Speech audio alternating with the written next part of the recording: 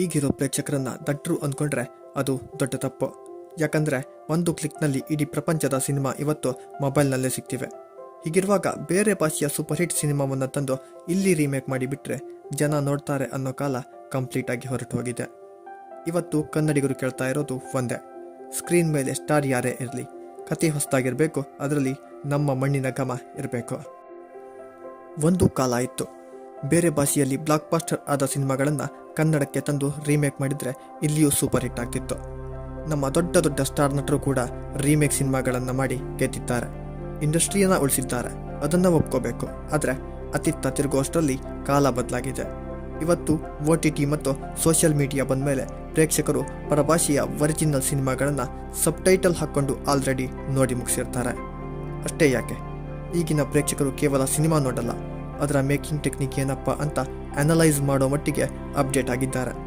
ಇಂಥ ಟೈಮ್ನಲ್ಲಿ ಹಳೆ ಫಾರ್ಮುಲಾ ಇಟ್ಕೊಂಡು ರೀಮೇಕ್ ಸಿನಿಮಾ ತಂದರೆ ಜನ ರಿಜೆಕ್ಟ್ ಮಾಡದೆ ಇನ್ನೇನು ಮಾಡ್ತಾರೆ? ಒಮ್ಮೆ ಯೋಚನೆ ಮಾಡಿ.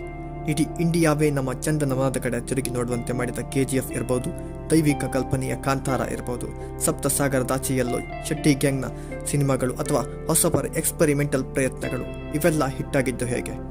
ಇವೆಲ್ಲವೂ ಪಕ್ಕಾ ಲೋಕಲ್, 100ಕ್ಕೆ 100 ಒರಿಜಿನಲ್ ಕಂಟೆಂಟ್. ನಮ್ಮ ಕಥೆಗಳನ್ನು ನಾವು ನಮ್ಮದೇ ಆದ ಸ್ಟೈಲ್ನಲ್ಲಿ ಹೆಮ್ಮೆಯಿಂದ ಹೇಳಿದಾಗ ಜಗತ್ತೇ ಅದನ್ನು ಅಪ್ಪಿಕೊಳ್ಳುತ್ತೆ ಅನ್ನೋದಕ್ಕೆ ಈ ಸಿನಿಮಾಗಳೇ ಸಾಕ್ಷಿ. ರೀಮೇಕ್ ಸಿನಿಮಾಗಳು ನಮಗೆ ಕಲೆಕ್ಷನ್ ತಂದು ಕೊಡ್ಬೋದು, ಆದರೆ ಇಂಡಸ್ಟ್ರಿಗೆ ಒಂದು ಗೌರವ ತಂದು ಕೊಡೋದು ಕೇವಲ ಒರಿಜಿನಲ್ ಕಂಟೆಂಟ್ ಮಾತ್ರ. ಕೊನೆಯದಾಗಿ ಹೇಳಬೇಕಂದ್ರೆ, ರೀಮೇಕ್ ಮಾಡೋದು ಸುಲಭ ಇರ್ಬೋದು, ಆದರೆ ಹೊಸದಾಗಿ ಏನೋ ಮಾಡಬೇಕು ಅನ್ನೋ ಹಠ ಇದೆಯಲ್ಲ, ಅಲ್ಲಿ ಹುಟ್ಕೊಳ್ಳುತ್ತೆ ನಿಜವಾದ ಸಿನಿಮಾ.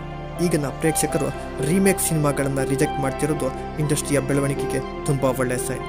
ಇನ್ಮುಂದೆ ಆದರೂ ನಮ್ಮ ಮೇಕರ್ಸ್ ರೀಮೇಕ್ ಅನ್ನೋ ಶಾರ್ಟ್ ಕಟ್ ಬಿಟ್ಟು ಒರಿಜಿನಲ್ ಕಥೆಗಳನ್ನು ನಂಬಿ ಸಿನಿಮಾ ಮಾಡ್ತಾರೆ ಅಂತ ನಂಬೋಣ.